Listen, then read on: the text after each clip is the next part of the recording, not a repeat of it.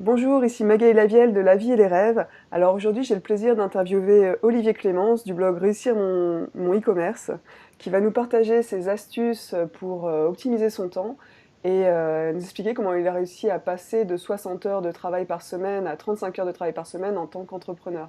Bonjour Olivier, Bonjour Magali. est-ce que tu pourrais te présenter en quelques mots? Oui, alors donc moi je suis donc j'ai un blog comme tu l'as dit qui s'appelle réussir-mon-e-commerce.fr. J'ai aussi une boutique en ligne sur laquelle je vends des modules pour PrestaShop. Donc PrestaShop c'est une solution qui permet de créer des boutiques en ligne et les modules que je crée en fait permettent d'ajouter des fonctionnalités à ce type de boutique en fait, tout simplement. Et donc voilà, moi mon parcours en gros ça fait 10 ans que je suis sur Internet. Voilà, je suis passé de prestataire de service à vendeur de produits, notamment des modules. Alors je crois qu'on a un point commun tous les deux, c'est que ni l'un ni l'autre, on a réussi à se réaliser en entreprise, dans le salariat. Est-ce que tu pourrais nous partager un peu ton expérience en entreprise et comment tu t'es décidé à te lancer plus tôt dans l'entrepreneuriat? Ouais, alors donc moi en fait je me suis lancé dans l'entrepreneuriat. Pourquoi? Parce qu'en fait en entreprise j'arrivais pas vraiment à trouver ma place pour plein de raisons. Déjà j'ai un gros problème. J'ai pas envie de dire que j'ai un problème avec l'autorité, j'ai un problème avec l'autorité mal faite. C'est-à-dire que quand on me donnait quelque chose à faire sans déjà m'expliquer pourquoi, je trouve qu'en règle générale, je le fais mal, parce que je ne sais pas quel est l'objectif à la fin. Et du coup, je ne peux pas, entre guillemets, apporter ma touche.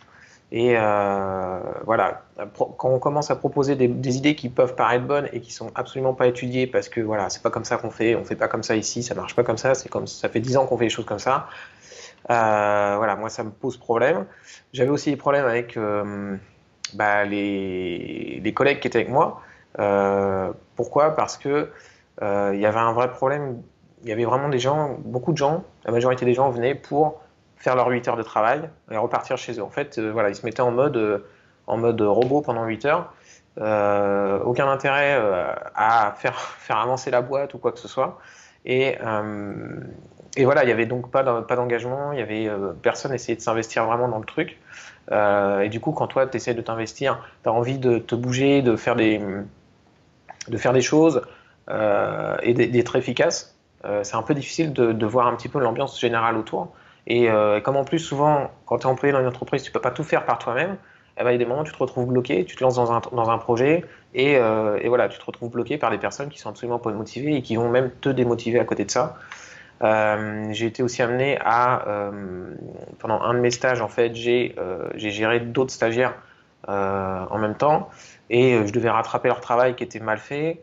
Au final, comme j'étais le référent, le patron, c'est sur moi qui venait taper sur les doigts, alors que moi, j'ai passé mon temps à rattraper leur travail, etc., etc. Bref, voilà, il y a un moment où, en tant que salarié, tu peux vraiment pas faire ce que tu veux, et même quand tu essayes d'aider la boîte, en fait, on te met des bâtons dans les roues dans tous les sens. Donc vraiment, il y a un vrai problème. J'ai jamais eu envie d'aller travailler juste pour récupérer de l'argent. J'ai toujours eu envie que les 8 heures de travail elles soient sympas à faire et après en effet que ça me rapporte de l'argent. Et je trouve que quand tu commences à réfléchir comme ça, le salariat, soit tu es dans une très bonne boîte avec une très bonne ambiance et des gens très motivés, et là je pense que tu as beaucoup de chance, soit c'est pas l'endroit où tu peux être, et dans ce cas l'entrepreneuriat pardon, c'est une bien meilleure solution. Donc c'est un peu comme ça que j'y suis arrivé. En fait, je suis arrivé assez vite parce que j'ai fait de l'intérim, j'ai fait des stages, etc. J'ai pas vraiment été employé, mais j'ai fait pas mal d'intérim pendant assez longtemps. Et globalement, ça a toujours été comme ça. Donc j'ai fait pas mal de boîtes différentes et j'ai jamais trouvé ma place en fait. D'accord.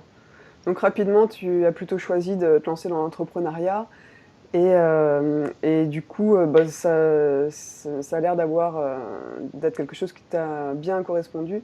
Le seul problème, c'est que comme beaucoup d'entrepreneurs, tu t'es retrouvé un peu esclave de ton entreprise, à travailler beaucoup, 60 à 70 heures par semaine.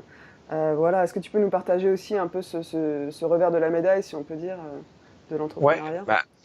alors moi je me suis lancé dans mon entreprise en fait, je me suis lancé en tant que prestataire de service pour créer des boutiques en ligne en fait.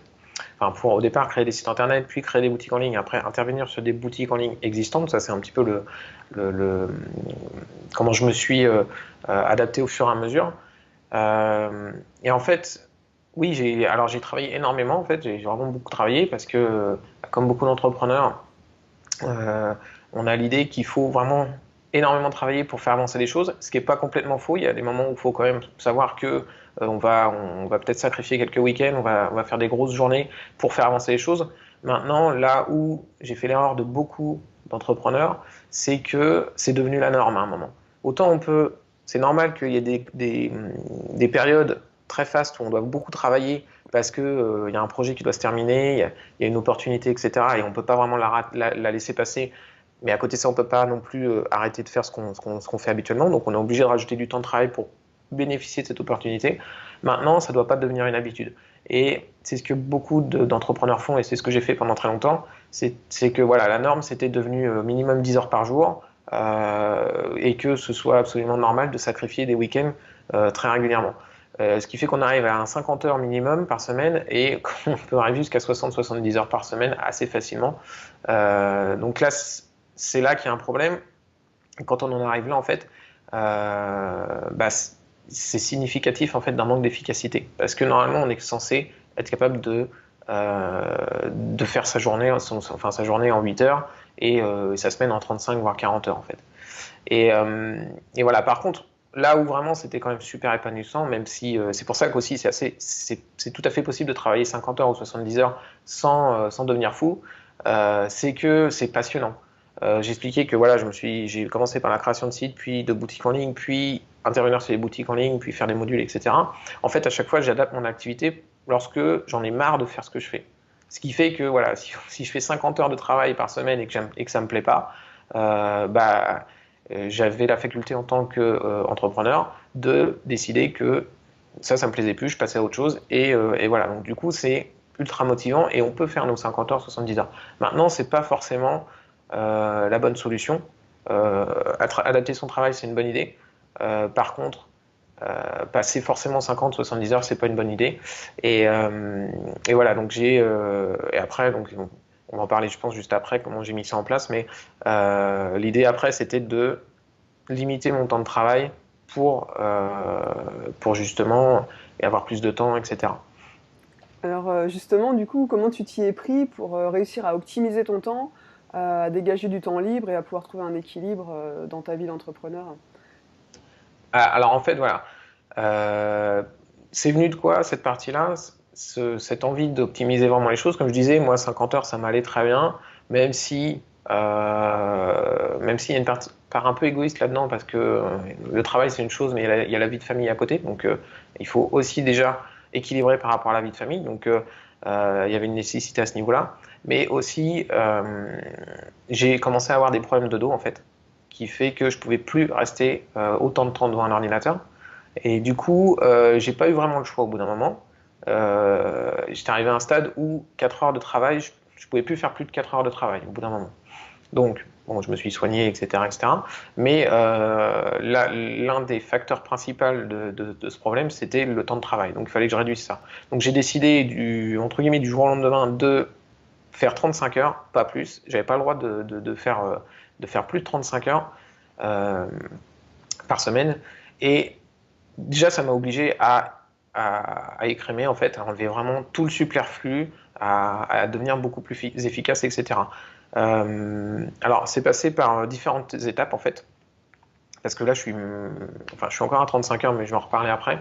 Euh, c'est passé par déjà enlever les clients qui prennent trop de temps. J'ai regardé mes clients, j'ai fait, bon, certains entrepreneurs sauront de quoi je parle, je fais la méthode du 20-80, c'est-à-dire que j'ai pris les 20 clients, les 20% des clients qui m'ont rapporté 80% de mon chiffre d'affaires, ceux-là je les ai gardés, et de l'autre côté j'ai regardé les 80% de clients qui me rapportaient à peine 20% de mon chiffre d'affaires, et ceux-là je les ai enlevés.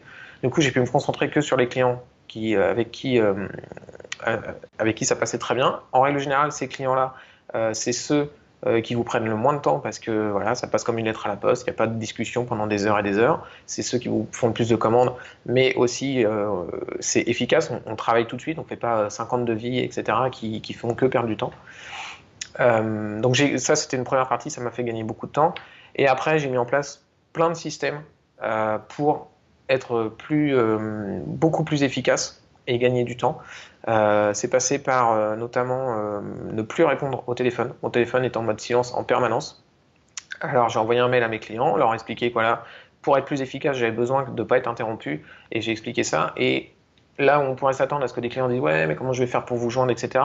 J'ai eu que des mails de personnes qui me disaient franchement, bravo Olivier, c'est super, c'est une super bonne idée, et avoir le cran de faire ça, c'est génial, parce que oui, tu vas être plus efficace. Parce que mes clients étaient conscients, enfin sont conscients que le téléphone leur fait perdre du temps. Par contre, ils n'arrivent pas à passer le pas. Et ils étaient assez étonnés que je sois capable de le faire en fait. Et donc ça déjà c'est vraiment un gain de temps énorme. Après dans les choses aussi qui m'ont fait gagner beaucoup de temps, c'est mettre en place des procédures. C'est-à-dire toutes les choses que je fais et qui risquent de se répéter, bah, je mets une procédure en place. Alors je dis pas que je le fais systématiquement, mais j'essaie de le faire un maximum.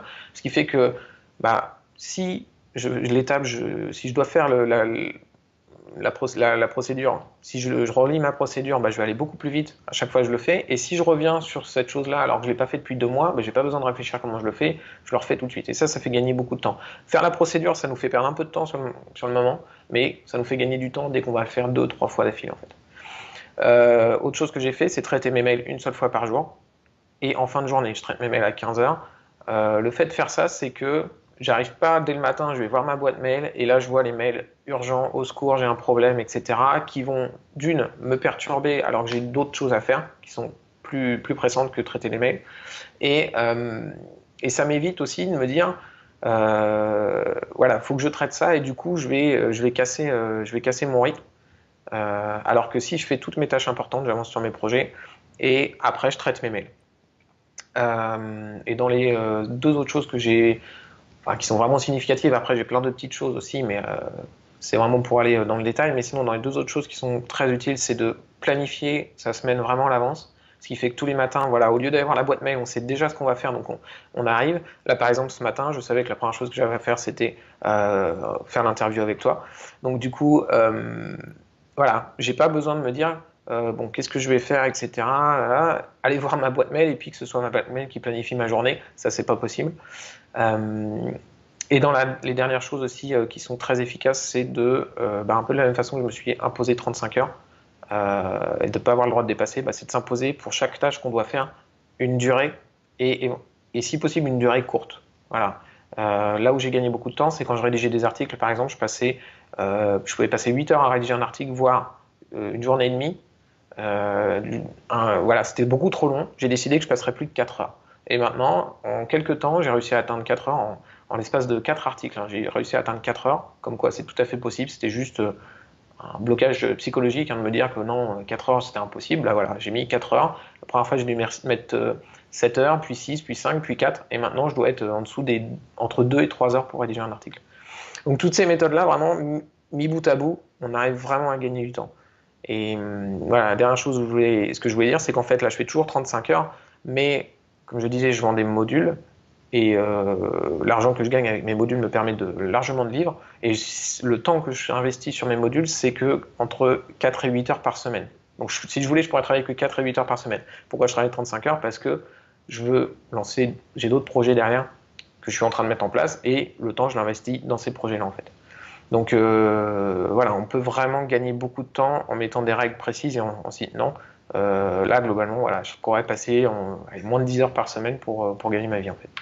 Donc voilà, j'ai peut-être été un peu long, mais voilà, c'est tous les détails que j'ai pu mettre en place. Donc j'espère que ça pourra aider tes auditeurs. Ouais, c'est très intéressant, même pour, tu vois, même pour moi-même, j'aimerais bien les appliquer assez rapidement et gagner du temps. Et du coup, avec tout ce nouveau temps libre, on va dire, qu'est-ce que ça a changé concrètement dans ta vie? Comment tu as utilisé ce temps pour ce temps libre, ce nouveau temps libre? Alors, qu'est-ce que ça a changé? Déjà, le problème de dos, j'ai beaucoup moins de problèmes de dos, Ok. ce qui change la vie.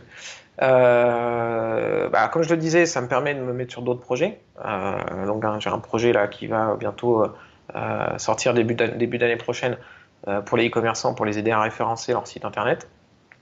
Et à côté de ça, évidemment, je passe plus de temps avec ma famille. Par exemple, voilà, le mercredi, mes enfants sont à la maison, ma femme est à la maison aussi. Je sais que c'est une journée un peu cool. Je me prévois des petites tâches. Et si dans la journée, je travaille en travail effectif, je fais 4 heures, c'est pas grave. Je sais que cette journée-là, elle est comme ça. Les enfants, normalement, n'ont pas le droit de rentrer dans le bureau, mais ils trichent régulièrement et voilà, c'est pas grave, ça me fait plaisir. Moi, je sors du bureau, je peux faire 3 pauses dans l'heure. Voilà, c'est vraiment la journée tranquille. Je me lève plus tard ce jour-là parce que voilà, j'ai pas besoin de me lever tôt. Il n'y a pas dans le sans fin des pauses à l'école, etc. Et voilà, donc déjà j'ai ma petite journée en milieu de semaine qui est vraiment cool. Je fais des petites tâches sympas comme ça. J'ai tous mes week-ends. Mes week-ends, je travaille pas, mais les week-ends, sauf les seules fois où je peux travailler, et franchement c'est pas du travail, ça va être d'aller voir des vidéos de formation, des choses comme ça, parce que je veux avancer là-dessus et c'est vraiment dans le cadre, enfin voilà, j'ai pas d'obligation de le faire, je le fais que si voilà, on fait rien de spécial à la maison, que tout le monde est un peu occupé chacun dans son coin, bah moi je vais me regarder ma petite vidéo de formation. Mais voilà, si on peut considérer que c'est du travail éventuellement. Mais sinon voilà, mes week-ends sont libres et voilà, je suis plus pris par le temps. Voilà, je peux poser des vacances quand je veux, je peux partir en vacances. Comme je disais, voilà, 4 à 8 heures de travail par semaine pour juste garder mon activité qui me rapporte mon salaire actuellement, bah, ça me permet de partir en vacances quelque part avec juste une connexion internet et je peux le faire. Je peux traiter je peux traiter mes mails et mon SAV comme ça. Donc ça me permet une plus grande liberté, quoi. Vraiment, c'est vraiment super agréable. Et puis voilà, on est beaucoup moins fatigué le soir, parce qu'on fait pas 10 heures, on en fait 7. Et on est plus open pour sa famille et faire plein de trucs, quoi. Voilà. Bah écoute Olivier, merci vraiment pour toutes ces astuces. Je pense que ça va être utile à beaucoup de monde. Bien. J'espère que voilà, cette vidéo aura pu vous inspirer. N'hésitez pas à la partager, partagez-la si jamais vous avez des gens que vous pouvez aider en partageant cette vidéo. Merci encore et bonne continuation Olivier. Au revoir. Bah, merci, au revoir.